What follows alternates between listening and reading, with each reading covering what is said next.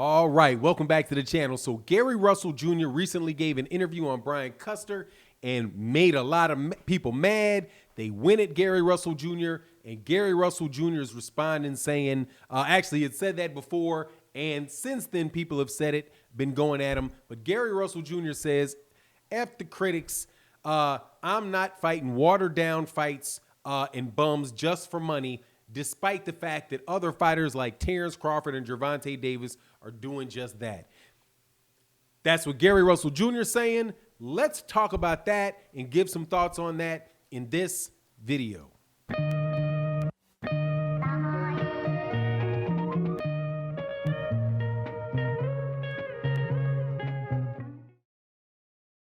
All right, welcome back to the channel. So today we are going to talk about three fighters. However, this subject matter can apply it to a whole bunch of different people in boxing. And this is, whether or not people who are fighting their mandatories and not getting shots, whether or not they're ducking people or whether they're being ducked. There's a whole lot of confusion going on in boxing about this type of stuff, but specifically around Gary Russell Jr., who in my opinion should be a top 10 pound for pound fighter easy. He is the longest reigning champion in boxing. He only loss that he has was a majority decision loss to Vasily Lomachenko, who has been on the pound for pound list probably then at all the way to number one and has never left it, despite having lost twice and Gary Russell Jr. only losing once in his very first championship attempt. In his second championship attempt against Johnny Gonzalez, however, who was a very good fighter at the time, he won the WBC belt and he ain't lost since. But people are saying, hey, there's no big names on your resume, right? No big names on your resume. And Gary is only fighting his mandatory, and he only fights once a year. So although he is the longest reigning champion in all of boxing, people have an issue with him because they say that he's only fought once a year. Right now, is that true? That is true. Gary only fights once a year. Now, do other people fight twice a year? Yes, that's true.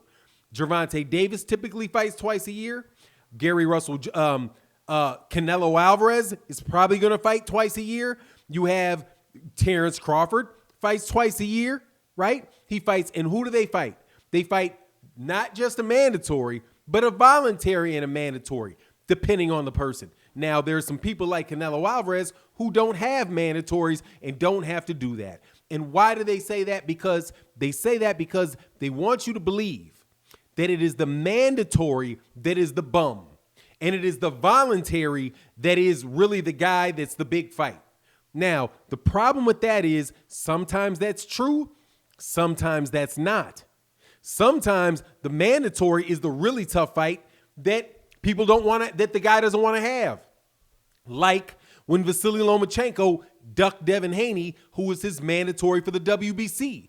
Bob Arum didn't like the mandatory, so he got out of the mandatory. You see how that is an example of a mandatory being something that is challenging and not something that is just a bum? And I'm using the bum and the proverbial bum, okay? Kill me with the fake outrage over calling fighters bums, please. You call people worse every day. Anyway, and you know I respect these people as fighters. Anyway, Gervonta, the idea that somebody fighting their mandatory means that they're not fighting anybody is ridiculous. Now, but let's look specifically at Gary Russell Jr. and say, okay, Gary Russell Jr., and then before we do that, let's look at why he says this about Gervonta Tank Davis and why he says that, and he looks specifically at Terence Crawford. Let's do that quickly, and then we'll go to Gary Russell Jr. and look at it and see what the situation is with Gary Russell Jr. So you have Gervonta Tank Davis, who is at 130. He has had mandatories. He has had voluntaries. I'm not sure who the mandatory was for Gervonta Tank Davis. However, for the WBC 130 pound title, the voluntary for Leo Santa Cruz was Gervonta Davis, right? That's the voluntary. But that's a big fight. Do you know who else was a voluntary this weekend? Canelo Alvarez versus Callum Smith.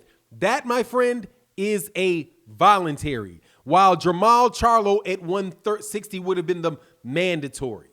Do you see how if a fighter is really, really good and they fight their way all the way up to the top and they become a mandatory, how it may be difficult if you have to fight them? Because number one, you didn't pick the mandatory according to the theory.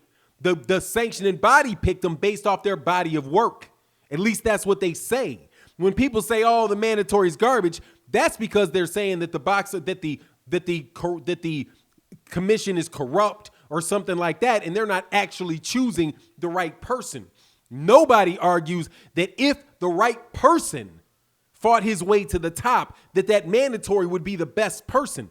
And in the case of the WBC, let me segue to Gary Russell Jr.'s actual resume, and let's look not at the mandatories that he's had. Okay, the King Tug, the Jojo Diaz, right? The Jojo Diaz that moved up to 130 pounds and beat Tevin Farmer easy to become a champion at a higher weight class. Let's not talk about the mandatories. Let's look at Gary Russell Jr.'s voluntaries that he could have had. Because if you're saying he ain't fought nobody, there has to be some people in there that he could have fought, right? Now, if there's no fighters that exist and Gary Russell Jr. is the only fighter and King Tug is the only fighter in the weight class, then nobody would say, "Oh, man, why you didn't fight anybody," right? Because they say you fought everybody.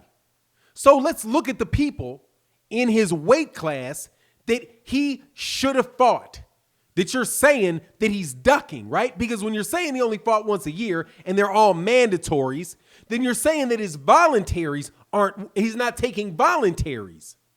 And if you're a champion, who are your voluntaries supposed to be? Your voluntaries are supposed to be the champions in your own division. And Gary Russell has been the champion since 2015. So let's look at the others just briefly, the other champions in the IBF, and see who had those belts and whether or not Gary Russell Jr. had the opportunity to fight them at all. Let's start with the IBF, whose champion is Josh Warrington. Josh Warrington got that belt from Lee Selby. And Lee Selby got that belt from Gradagovic. Those are the three IBF champions, three voluntaries that people are saying Gary Russell Jr. ducked. That he chose not to fight Gradagovic, right? Lee Selby and Warrington, who, by the way, were in a circular fight in the UK with a guy named Frampton. Okay? And after Warrington won the belt, who did he have a voluntary with? Frampton. Now, when was Gary Russell Jr. supposed to fight either Warrington, Selby, or Gradagovic? Please let me know when and how. You think they were asking for a fight with him? No. And in fact, Josh Warrington specifically says he ain't fighting Gary Russell Jr. The only person out there that could be fighting for the IBF or got an IBF shot, which is a guy named, what was his name? I can't remember his name right now. Kid Gallahan. He's the only one that has even acted like he wanted to fight Gary. So let's just sweep aside all of those volunteers you think Gary had that he could have taken at the IBF, and let's move to the WBA. The champion in the WBA right now is Leo Santa Cruz. He grabbed his daddy, put his arm around him, called him out every type of way that he possibly could, and Leo Santa Cruz did not fight him. Leo Santa Cruz fought Gervonta Davis.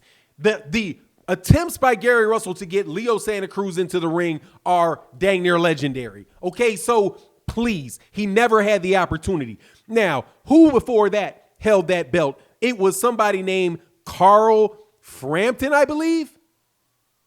Because Carl Frampton fought Leo Santa Cruz. And before that, it was Nicholas Walters, who had fought Nonito Donaire. Now, when was exactly Gary Russell Jr. supposed to fight Nonito Donaire, Nicholas Walters, Carl Frampton, Oscar Valdez, and I forgot who the champions are right now, Navrati, and Shakur Stevenson. Everybody I talk to says Gary doesn't deserve. No, Shakur can't fight him. Navrati just got there. You think Navrati's going to be setting up a Gary Russell Jr. fight? Please. Those are all Bob Arum fighters. Nicholas Walters, Bob Arum, Carl Frampton, no, but you get my point. Now, who's the other? That was the WBO, right? So no WBA. Chances at the WBA, because he wasn't going to get a fight with Leo Santa Cruz. He wasn't going to get a fight with Carl Frampton. He wasn't going to get a fight with Nicholas Walters, who they were about to feed to Lomachenko. In the WBO, he's not going to get a shot against Navrati. He didn't get a shot against Stevenson. Oscar Valdez wouldn't fight him, never even acted like he would. And then let's talk about Carl Frampton. Because Carl Frampton, if you didn't notice, fought for the IBF, the WBA, and the WBO belts at 126, all of them. He's fought for every one of them except the WBC. You don't think he knows who Gary Russell Jr. is? And maybe, hey, Gary, can I fight for that fourth belt? No, he moved to 130. So, with Gary Russell Jr. and all this talk, Gary Russell Jr. is telling the truth. He's saying, I'm doing what I can do. I'm fighting my mandatories. None of the other guys who are supposed to be my voluntaries are fighting me. And I just went through everybody during the entire time that he's been in that weight division who he could have fought, that you guys are saying he didn't fight because he ducked them. Gary Russell Jr. would have to be the biggest duck artist in the history of mankind to duck Leo Santa Cruz, Carl Frampton, Navrati, Stevenson, Oscar Valdez, Carl Frampton, Warrington, Selby, Gradadovich. All of them he ducked. Because that's why he never unified. Because none of them would ever fight him. And I wonder why. Now, that's my take on it. As far as Terence Crawford, obviously Terence Crawford is taking voluntaries. And obviously Gervonta Davis is taking voluntaries. However, just because their voluntaries are willing to fight them, right? Their voluntaries have to be willing to fight them. Got me? So when you say people are ducking Tank or people are ducking Crawford, compare what you say ducking is and then go down and look at Gary Russell Jr. and look at everybody that is blown by that man for the last 6 years as the longest reigning champion in boxing. That's my take on the matter. You let me know what you think. And with that, I'm out. Peace.